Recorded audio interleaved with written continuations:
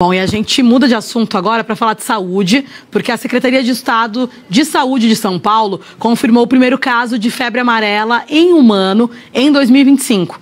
O caso é de um homem de 27 anos, morador da capital paulista. E para a gente entender melhor esse assunto, tirar as nossas dúvidas em relação à febre amarela, a gente conversa agora com a doutora Ana Elisa Almeida, ela que é médica infectologista, já está por aqui dividindo tela com a gente. Doutora, muito bom dia, bem-vinda mais uma vez à Band News TV. Para a gente começar, a gente sabe que esse assunto ainda tem muitas dúvidas, muitos mitos também, mentiras que são propagadas em relação à febre amarela. Por isso é importante a gente começar dizendo de que forma que a febre amarela é transmitida, de que forma alguém pode contrair a febre amarela. Bom dia mais uma vez.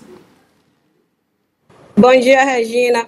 É uma pergunta muito importante, porque quando a gente vê nos noticiários, né, macaco que está com febre amarela, ou então até um ser humano com febre amarela, algumas pessoas podem achar que o contágio é tendo o toque, né, com o macaquinho, com o ser humano, e não tem nada a ver. Na verdade, a transmissão ela é vetorial, ou seja, através da picada de um mosquito. No caso aqui do Brasil, predomina o ciclo silvestre. Então, o macaco doente é picado pelos mosquitos Hemegogos ou Sabetes, e uma vez que o homem adentra essa mata, seja para trilha, para visitar cachoeiras, acampar, ele pode ser picado por esses mosquitos e aí adquirir a doença. Então, a transmissão ela precisa acontecer através da picada do mosquito, tá certo? E não é através de contato nem com esses macacos, que podem estar doentes, nem com humanos. Importante falar isso, né, doutora? Porque, infelizmente, dia a dia a gente vem por aqui no nosso noticiário desmentindo essa informação de que a febre amarela é contraída, né, pelo contato com o macaco, quando, na verdade, é por um mosquito. Porque a gente sabe que, por conta disso, muitas pessoas acabam até fazendo maldades contra os macacos, achando que eles estão ali transmitindo a doença, mas, mais uma vez, a gente reforça que não. Quem transmite a doença, assim como no caso da dengue e de outras doenças, é o mosquito, né, a picada desse mosquito. E, doutora, quais são os principais sintomas da febre amarela para a gente manter também aqui no nosso radar? Quais são os primeiros sinais que essa pessoa dá, né, de fato, de que ela está contaminada? Geralmente, Regina, numa média de 3 a 6 dias após a picada, pode começar os sintomas.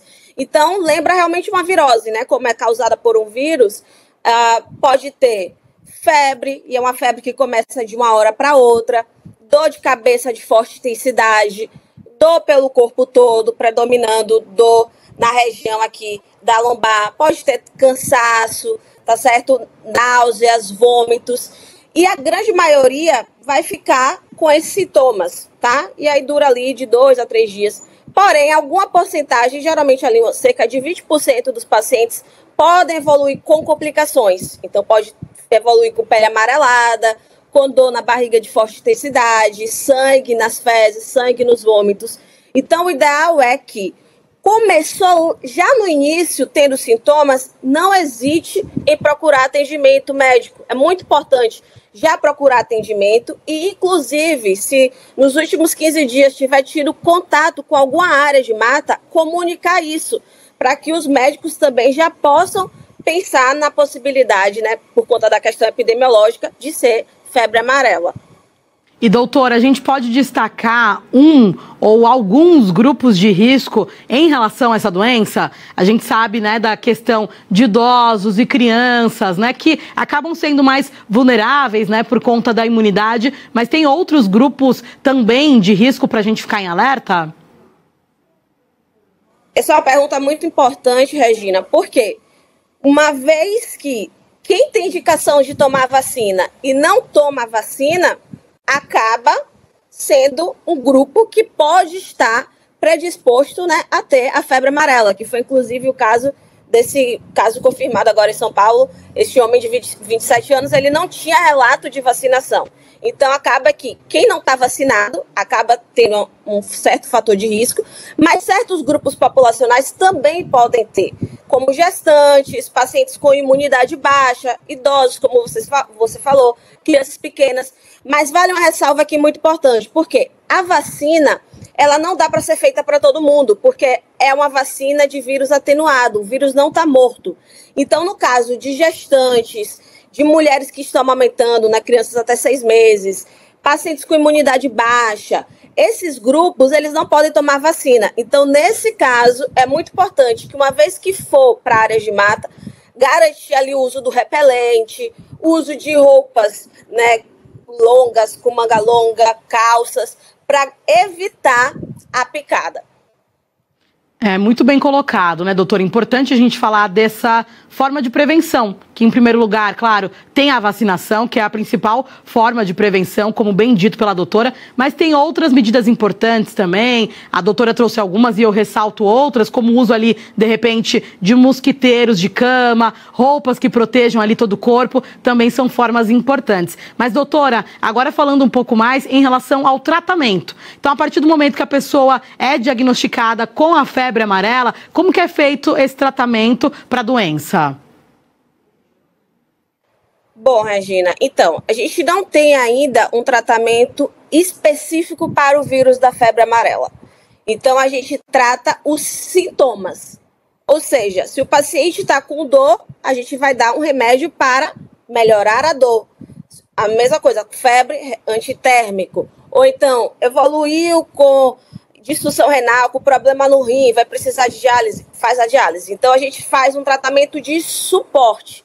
Agora, é muito importante que, tendo suspeita de febre amarela e até de outras arboviroses, né, como o dengue, não tomar por conta própria inflamatórios como AS, tá? Porque isso aí pode predispor a sangramentos. Então, apesar de ser tratamento com sintomáticos, tem algumas medicações como esses anti-inflamatórios que a gente não indica porque pode predispor a sangramento. E, doutora, a gente pode dizer que a febre amarela, até usando, por exemplo, o caso da dengue, ela tem estágios, ela tem níveis ou não? Em que momento que ela pode avançar para um estágio mais delicado, até mesmo chegar a um óbito, por exemplo? Então, quando a pessoa adquire a doença, ela vai ter ali aquela fase inicial que pode durar de 2 a 3 dias. A maioria da população, seja por questões imunológicas, por fatores do próprio hospedeiro, pode simplesmente ter melhora dos sintomas e aí está resolvido. Só que tem algumas pessoas, né, por questões mesmo de imunidade baixa, outros fatores de risco, pode ter melhora desses sintomas, ficar bem e logo depois ir para uma fase de maior gravidade, que aí pode começar a coçar com a pele amarelada, ter os sangramentos, ter problema no fígado. Então, assim, não tem como a gente dizer, ó, você vai ter gravidade e você não. A gente tem como premeditar, ter uma suposição, mas realmente só mesmo como é que vai ser essa evolução de cada paciente, que realmente depende de vários fatores. Tá certo, então, doutora Anelisa Almeida, muito obrigada pelo seu tempo aqui com a gente, pelos esclarecimentos preciosos, né, compartilhados com a nossa audiência, ainda mais nesse momento de casos, né, a gente tem esse primeiro caso de febre amarela em 2025 confirmado em São Paulo, então todo o cuidado, todo o alerta, né, e todas as verdades em relação a esse assunto são muito importantes. Muito obrigada, doutora, até a próxima. Obrigada e até mais.